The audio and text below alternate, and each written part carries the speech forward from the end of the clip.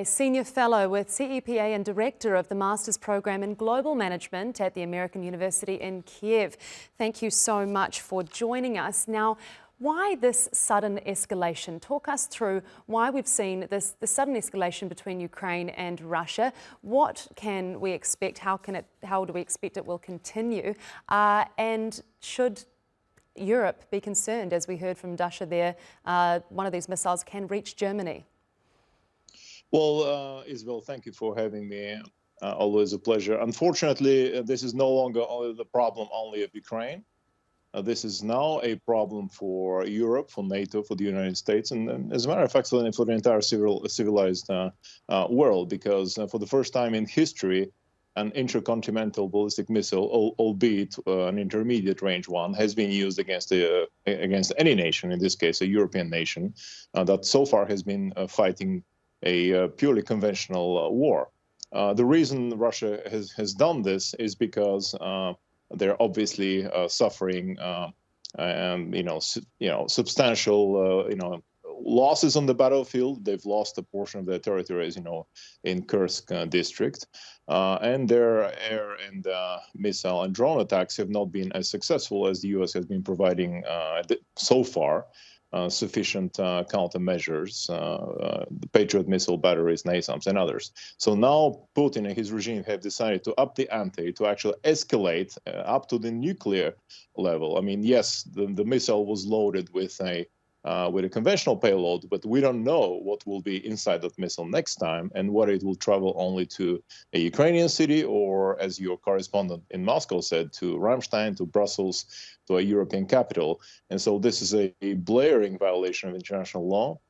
This so-called warning that the Russians gave was only about 30, as far as I understand, about I think half an hour before the launch. That's definitely not enough even to prepare any meaningful civilian response in Ukraine.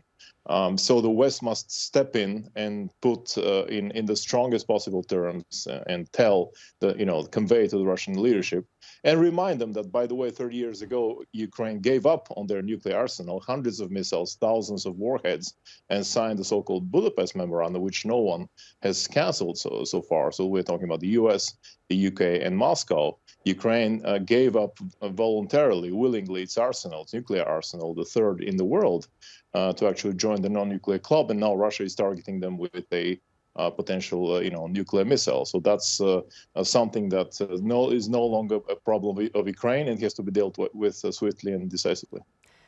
Okay, Mark, and then with that in mind, what do you make then of the Kremlin's comments that this is a response to the reckless actions of the West? That's simply all it is, a warning.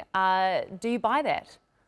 According to the Kremlin, this entire war, which they started and which they have been conducting with utmost brutality, in a genocidal way, is the fault of the West. I mean, the Kremlin's propaganda is pretty clear. No one would take it at face value and believe it. Every time, every step of the way, when there's an escalation on their end. And by the way, there was a brutal missile attack right before, several days before this one occurred. So if there was, the American lifting of the ban to actually strike Russian territory came after the Russians had launched yet another brutal attack against Ukrainian civilians.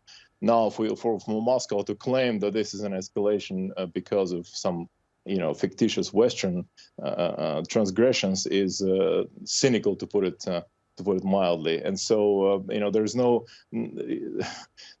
how many red lines have to be crossed.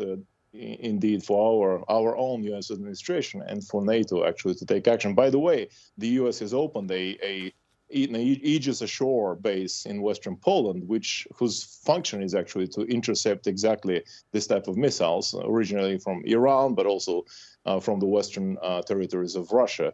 This is in Western Poland exactly a week ago. So this can also be tied to these developments. And, I don't see why Ukraine should not benefit from the protection of such American assets, or eventually get an Aegis ashore system of its own and have their personnel be trained and be able to protect their sovereign airspace from such vicious attacks. Mark Voyger, thank you so much for your insights. Much appreciated.